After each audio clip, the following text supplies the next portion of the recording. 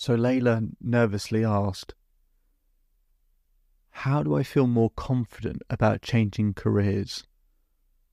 I have to change careers. I want to change careers, but I'm scared. Welcome to the Self-Belief Chief podcast. You're here with David Holman. Make sure to subscribe to the podcast to keep up to date with your favourite episodes and to hear the latest ones come out. We've got content coming out regularly. And let's begin. So I was speaking with Layla. Layla wanted to move into a new career. She had enough in her current one. She felt stuck. She wasn't growing anymore. She felt underpaid. And she wasn't really able to use the most of her skill set. So she wanted to change careers, but she says, David, I'm scared. What if it goes wrong? What if I fail?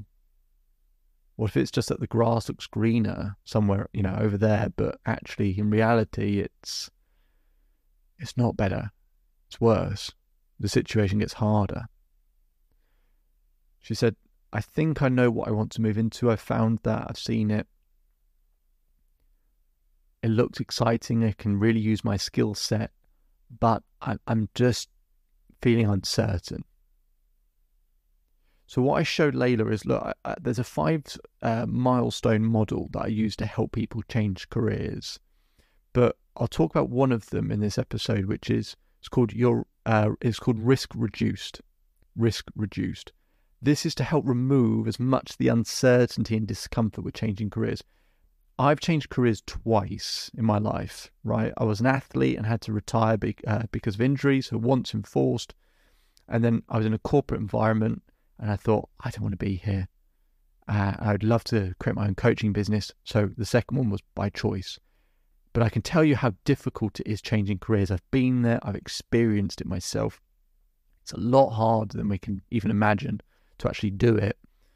And on top of having coach hundreds of people to do it as well, you start to see the patterns of what make it easier for people. So in the risk-reduced milestone, what I talk about is 3 key areas that we need to create some certainty around so that we feel a bit more comfortable, so we don't associate as much pain with changing. So the 3 areas are finance, relationships, and mental well-being. It's very likely that if you feel really stressed, really anxious about the idea of changing careers, even if you want to, at least in one of those areas you're worrying. Either that, well, what if something bad happens and I'm not going to have enough money? Or what if I, feel down or it has an impact on my relationships? Or what if, I really struggle to deal with it mentally and I start to feel really overwhelmed and uncomfortable and depressed? So it's likely in one of those areas. So you might want to start by, in each of those 3 areas, scoring how much certainty you have in each of them when it comes to the idea of changing careers, right? So, for example, if you're really, really worried about money when it comes to changing careers, then your certainty might be at a 2 out of 10. If you actually feel pretty good about your relationships, that they're not going to be affected by changing careers, you might say an 8. And then your mental well-being, if you're not really sure, you might say a 5. So scores like that. So when you're thinking about changing careers, how do you feel in regards to finance, relationships, mental well-being, with regards to, how you feel making that change, and a score out of 10, just so we can see where there might need to be a bit of an adjustment. Now, I'll talk about each of them briefly. So with finance, I never advocate someone leaving a job unless they've got another one to go to, right? But sometimes it's an enforced change, isn't it, right? So sometimes you get made redundant, or it's untenable and you just can't work there anymore. Could be reasons, right?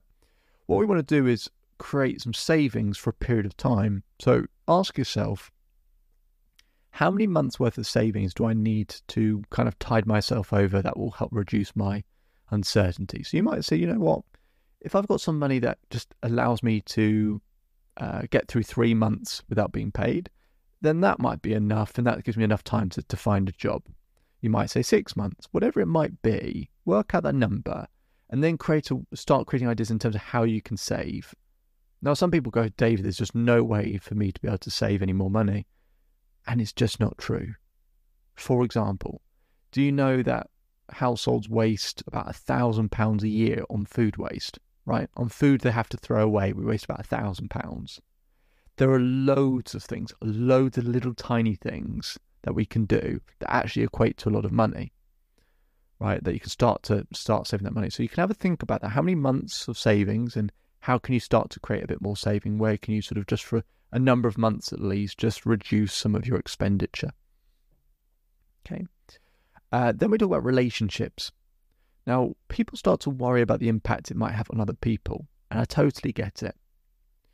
But they worry about it based on the things that the person changing careers, i.e., Layla, she's worrying about, in her case, going, I'm worried it's going to affect my fiance because it might affect him from the financial side of it.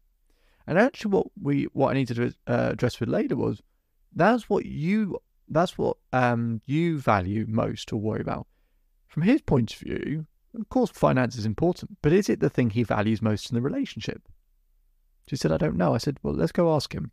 So she asked him, and she wrote down 3 things that he values in a relationship. And guess what? None of them were to do with money.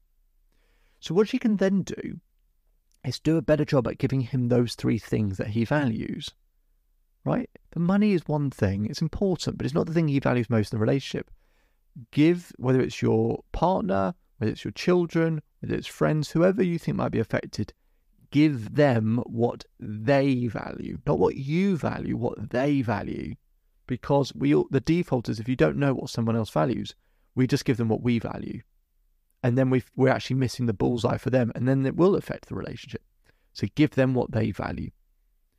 And then in terms of mental well-being, there might be a number of things, and I usually unpack this stuff with people, but let's say, for example, it's just the uncertainty of it, right? You really desperately need some certainty. If I ask you what has to happen for you to have certainty, you'll likely have a very tough, strict rule like, well, I have to have this amount of money, and I have to be in a job, and my relationship has to be going well, and this has to happen, and this has to happen. And it's a really bad rule when you have multiple things have to happen simultaneously, and you're not in total control. So what I want you to do is diversify your certainty. I want you to write down 10 different ways that you get certainty in your life. So I want you to do it the following. You're going to write down anytime I, and then you can look at things like, how do you get certainty in terms of how you look after your health, right? It might be to do with sleep. So you might say, anytime I get a good night's sleep, anytime I drink water, anytime I eat healthily. You might go into a different category. How do I create certainty in my structure and routine? Okay, anytime I schedule things, anytime I map out my week, anytime I write down my shopping list, etc. The reason why we write down any time is we're not just saying when this happens, we're saying anytime this happens, and it's anytime things that you're in control of, not anytime they do something, anytime I do something. So what we did with Layla is I started to show her, okay, this is how you create certainty in your finances. This is how you create certainty in your relationships. This is how you create more certainty in terms of your mental well-being. And then we can up each of those scores. Now she feels more certain that she can succeed at changing careers because it's not all just wrapped up in the next job. She's got ways that she can control her relationships, control her influence in the relationships, control her mental well-being, and have better control of her finances as well. I allowed Layla to have the flexibility.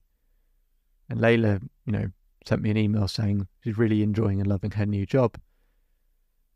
And it's always nice when people have the opportunity to do what they really are meant to do. My name is David Holman. If you change today will change your life. So enjoy the rest of your day. Enjoy the rest of your life. If you want to learn more about this episode, you can visit the Self-Belief Chief website. We'll put a link in the description to be able to schedule time with me as well.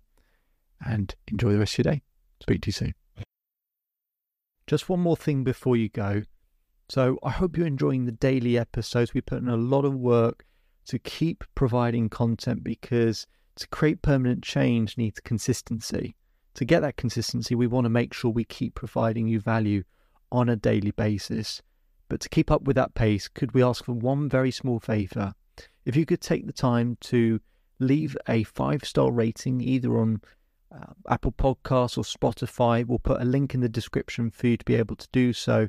That really, really helps us out and helps us to keep providing content as frequently as we do. And we'll do one more thing to provide some extra value. If you take a screenshot of your rating or review and send it to selfbeliefchief@gmail.com or DM us on Instagram, I will provide you with a free coaching session with myself. Okay, so it'd be fantastic if you could leave that 5-star rating so we can keep providing content. Just simply click on the link in the description. It'll take you 20 seconds.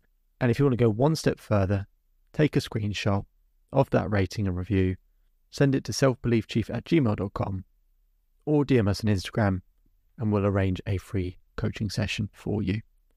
Hope you enjoy the rest of your day, and see you on the next episode.